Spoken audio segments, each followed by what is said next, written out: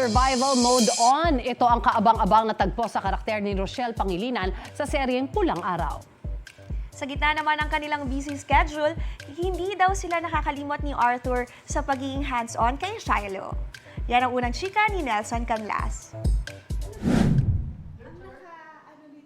Time out muna sa pagiging masungit at sakim si Tia Amalia, Pulang Araw star, Rochelle Pangilinan. Business mode muna sila ng kanyang mister na si Pepito Manaloto star, Arthur Solinap.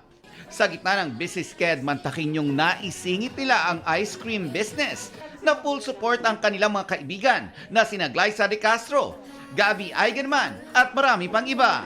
Hindi rin daw nakakalimutan ng dalawa na maging hands-on parents sa kanilang anak na si Shiloh.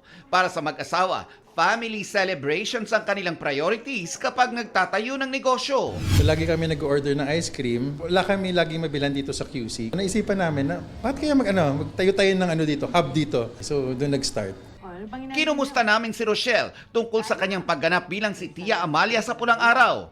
At ngayong pumutok na raw ang gera sa serye, oras na ba para sa soft side ng kanyang role? Siyempre, ang kahinaan ng isang matapang na babae, yung pinakaminamahal niya sa buhay, which is yung anak niya at asawa niya. Dapat din daw abangan kung paano patatatagin ng panahon ang kanyang karakter. Survival tayo So, siyempre, gagawin mo lahat para makahanap ng pangkain ng pamilya mo. Either mapasama ka minsan or yung karakter ni Amalia, matapang.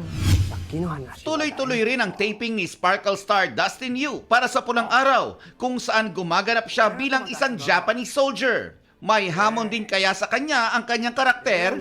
Chinese ako, di ba? Pero yung language namin doon, Japanese So, another challenge siya for me. Ito ang unang balita. Nelson Canlas para sa GMA Integrated News. Mga kapuso, para una ka sa mga balita, mag-subscribe sa GMA Integrated News sa YouTube. Sa mga kapuso abroad, subaybayan niyo po kami sa GMA Pinoy TV at sa www.gmanews.tv.